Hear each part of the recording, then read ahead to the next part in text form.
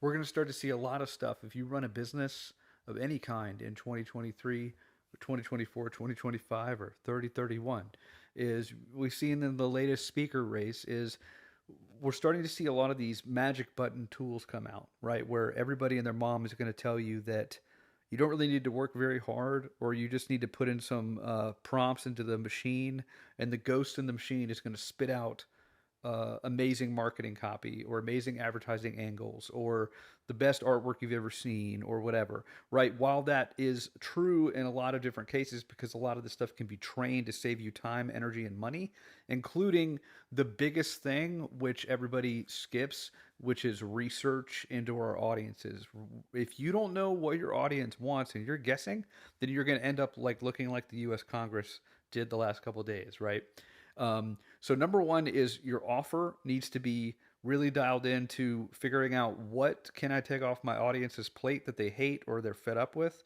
And a hat tip to Travis Sago for all of that, because it's amazing to figure out really what works with offers and what doesn't, right? Really, if you're just an opportunity offer, like how I'm going to make your life or business a little bit better, but then not really tell you how or tell you specific outcomes that you can point to with your finger, then your offer is very likely going to fail, right? So number one is like figuring out what your audience needs and wants that they would pay to have somebody take away from their plate. Like, hey, this is really annoying me. If somebody would take this away, I'd pay them a bunch of money. Usually that's where great offers start to bloom and live, right? Number two is that audience, right? So your relationships to your audience. No tool is ever going to replace that. But these tools that are coming out that you're going to hear me talk about a lot and a lot of other people are enhancers, right? So just like if you're already growing great fruit, then if you, instead of picking the fruit by hand, if you have a machine come in and do it, then your output and your excellence is going to rise up with that.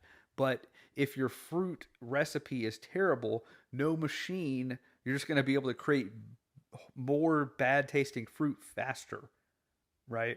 So audience and offer is still the number one factor, including knowing what your audience wants. So if you want to know more information about this, if you want to hear me talk more about this, including specifics about how to do it, whether you're getting more customers, getting more clients, whether you're selling physical goods or digital stuff or your own brain, like in consulting, then let me know below, and you can hit the follow or like button.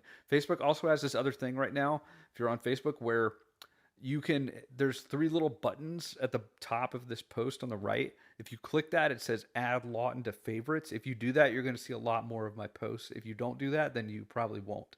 So again, there's three